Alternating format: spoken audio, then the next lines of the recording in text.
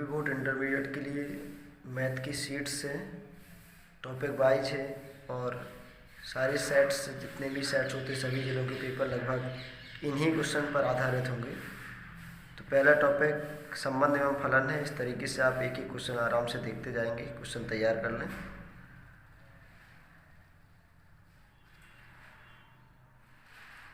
संबंध फलन के इसमें 11 क्वेश्चंस हैं। दूसरा टॉपिक इनवर्स ट्रिग्नोमेट्रिक फंक्शन है, प्रतिलोम त्रिकोणमिति फलन है, जिसमें से 30% डायरेक्शन सिलेबस में काफ़ी कुछ हट गया था। हटने के बाद जितने टॉपिक बचे हैं उनसे इस शीट्स तैयार की गई।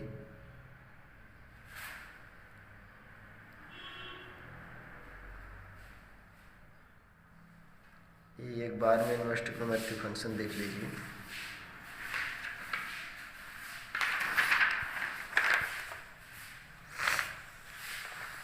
ESS 1 के बाद ESS 2 है, मैट्रिसेस की सीट है।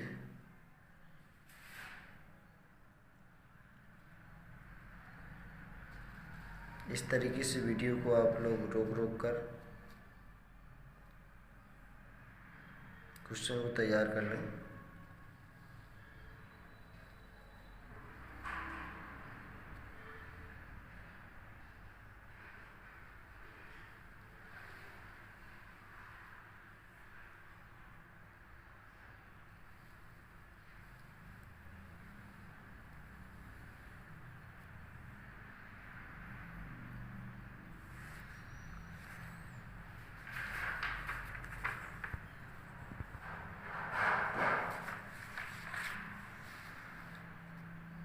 ESS 3 जिसमें डिटरमिनेंट है,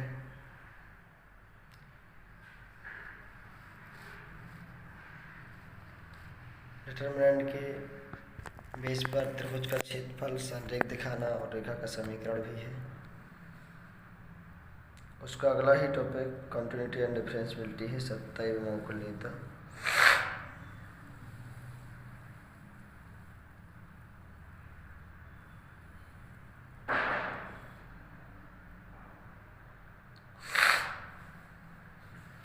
इसका अगला टॉपिक डिफरेंशिएशन है।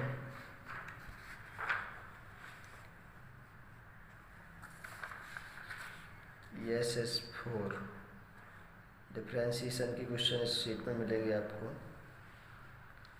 साथ ही साथ एप्लीकेशन ऑफ डिफरेंस डेरिवेटिव्स में सन्निकटन है, अप्रॉक्सीमेशन, टेंजेंट नॉर्मल, स्पर्शरेखा विलंब, मैक्सिमम मिनिमम, उच्च निम्निष्ठ, दरमापांक के रूप में अवकलज। जितने भी अनुप्रयोग हैं इस शीट्स के अंदर सारे आपको मिल जाएंगे। वर्धमान ह्रासमान फलन भी होगा। कुछ अनुप्रयोग अगली शीट में है। ESS 5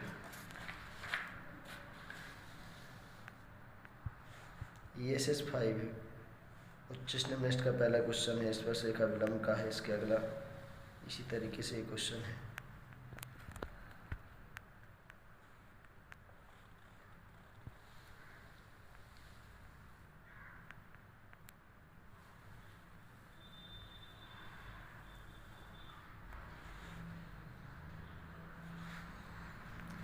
इस तरीके से जो मैथमेटिक्स में फर्स्ट पार्ट डिफरेंशिएशन तक उतना कंप्लीट हुआ। अगली शीट में इंटीग्रेशन से समाकलन से शुरुआत होती है। पहले आपके समाकलन है, सरल क्वेश्चन है। इसके बाद प्रतिस्थापन द्वारा समाकलन होगा, आंशिक भिन्न द्वारा समाकलन होगा, खंडशः समाकलन होगा और बाद में निश्चित समाकलन के क्वेश्चन मिलेंगे आपको डेफिनेट इंटीग्रेशन के।